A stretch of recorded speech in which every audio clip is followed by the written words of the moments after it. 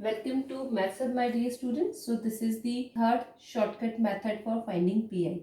Okay, total 7 shortcut method है, out of which जो 4 shortcut method है वो डायरेक्ट है, उसके बाद जो 3 शॉर्टकट मेथड्स है वो कॉम्बिनेशन है, राइट। तो यहाँ पर थर्ड शॉर्टकट मेथड में क्या है, when the function of x is cos hyperbolic A x और साइन हाइपरबोलिक ए एक्स, अगर ये फंक्शन है तो हम यहाँ पर थर्ड शॉर्टकट मेथड अप्लाई करते हैं। कहाँ हम शॉर्टकट मेथड अप्लाई कर सकते हैं, तो वहाँ हमें हमेशा राइट हैंड साइड पे फंक्शन को चेक करना है। फंक्शन ऑफ एक्स क्या दिया है, उसके बेसिस पे you have to decide which shortcut method can be applied here and you have to apply it accordingly. तो इसके लिए सबसे पहले जैसे हमने सेकेंड शॉर्टकट मेथड में लिया था उसी के रेफरेंस में इसको समझोगे तो it will be more clear to you. यहाँ पर फंक्शन वही है, cos hyperbolic A X plus B, sine hyperbolic A X plus B और A X and A X, right. तो कहाँ हम शॉर्टकट मेथड डायरेक्टली नहीं अप्लाई कर सकते, then again this are the square terms. Hyperbolic भी एक फंक्शन होता है जैसे कि ट्रिग्नोमेट्रिक फंक्शन होता है, जस्ट लाइक यहाँ थोड़ी इसकी प्रॉपर्टीज डिफर होती, तो यहाँ हम डायरेक्टली अप्लाई नहीं कर सकते। Then we have combination of sine hyperbolic in cos hyperbolic in multiplication, then you can not do it directly, ठीक। यहाँ हमें फिर से वही एंगल फॉर्मूलेज लगाने पड़ेंगे जैसे हम ट्रिग्नोमेट्रिक फंक्शंस में लगाते थे, and that way you have to write it. तो द थिंग इज, जब तक एंगल फॉर्म में नहीं आ जाता है तब तक हम डायरेक्टली इस पे शॉर्टकट मेथड अप्लाई नहीं कर सकते। This the first thing. Okay, second जो तुम्हें याद रखना है वो क्या है कि if you getting a combination of hyperbolic function and A trigonometric function, तो यहाँ इसके लिए मेरे पास कोई भी फॉर्मूला नहीं है, राइट। एक हाइपरबोलिक है, एक ट्रिग्नोमेट्रिक है, तो I don't have formulas for this combination. तो इस कॉम्बिनेशन में स्टूडेंट्स क्या करते हैं, हाइपरबोलिक ट्रिग्नोमेट्रिक को मिक्स करके फॉर्मूला लगाते हैं, तो मैं इसे नहीं करना है। यहाँ उस केस में साइन हाइपरबोलिक और कॉस हाइपरबोलिक को ई रेस टू के फॉर्म में लिखना है। आगे कॉम्बिनेशन में I am going to take this question, but अभी के लिए इसलिए बता रही कि ये वाला कॉम्बिनेशन शॉर्टकट मेथड नंबर 2 और 3 दोनों से ही सॉल्व नहीं होगा। क्लियर। तो यहाँ तुम्हें क्या ध्यान रखना है, हमें एंगल फॉर्म चाहिए कंपल्सरी, स्क्वायर टर्म्स मिल रही है, क्यूबिक टर्म्स मिल रही है, तो पहले हम उसको एंगल फॉर्म में कन्वर्ट करेंगे।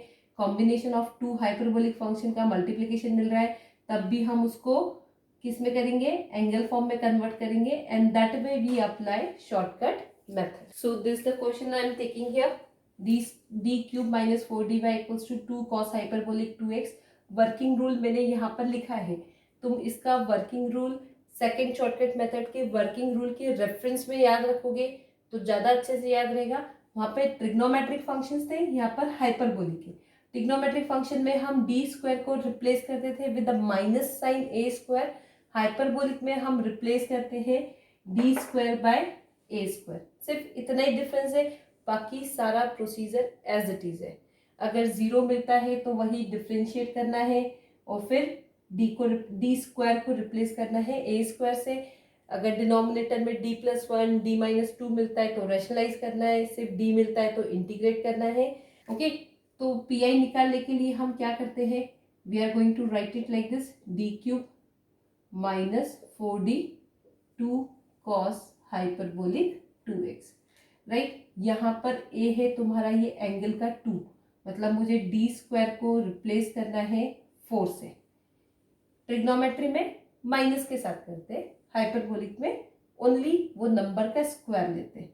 अब यहाँ तो मुझे डी स्क्वायर डायरेक्ट नहीं दिख रहा है, तो हम इसको कैसे लिखते हैं, D square into D minus 4d and this is 2 cos hyperbolic 2x। ये जो 2 है वो एंगल में नहीं है इसलिए ये कांस्टेंट है। अब ये डी स्क्वायर रिप्लेस होगा पर ये डी नहीं होगा, तो मुझे यहाँ क्या मिलेगा, ये डी स्क्वायर की जगह मैंने लिखा 4, so I am getting 4d minus 4d 2 cos hyperbolic 2x. Now this becomes 0. Yes? Okay, zero बनता है तो हम क्या करते हैं, इसको डिफ्रेंशिएट करते हैं। तो अब जब ये जीरो बन रहा है, will go back here, will differentiate करते तो न्यूमरेटर में एक एक्स आएगा, this comes to be 3d square minus 4, D cube का 3d स्क्वायर 4d का 4 and this term remains same. Again D को रिप्लेस करेंगे किससे, डी स्क्वायर को by 4. So what I am getting here, 4 3 ज़ा 12 minus 4 8 and this is 2 cos hyperbolic 2x get cancelled. So the final pi will be x by 4 cos hyperbolic 2x. इसके questions बहुत tough नहीं है. अगर second shortcut method आती है तो similarly you have to follow the step here. Only the difference is D square is replace by a square. और अगर कॉम्बिनेशन आते हैं तो तुम्हें हाइपरबोलिक के फॉर्मूलेज लगाना है. डिफ्रेंसिएशन इंटीग्रेशन में साइन का कॉस, कॉस का साइन होता है, पर प्लस माइनस चेंज नहीं होता है. प्लस साइन तो प्लस कॉस, कॉस है तो प्लस का साइन. तो यहाँ पर साइन में डिफरेंस नहीं आता है, प्लस माइनस साइन चेंज नहीं होते, सिर्फ इतना डिफ्रेंसिएशन इंटीग्रेशन में डिफरेंस है. And this the answer. I hope you understand. इसके लिए बहुत ज़्यादा क्वेश्चंस है भी नहीं और हाइपरबोलिक के क्वेश्चंस बहुत इंपॉर्टेंट नहीं है, पर एक बार तो थोड़ा ब्रीफ होना चाहिए कि किस टाइप के क्वेश्चंस आते हैं. So we are taking this shortcut method. Thank you so much for watching this video. If you like my video, then please subscribe my channel. Thank you so much.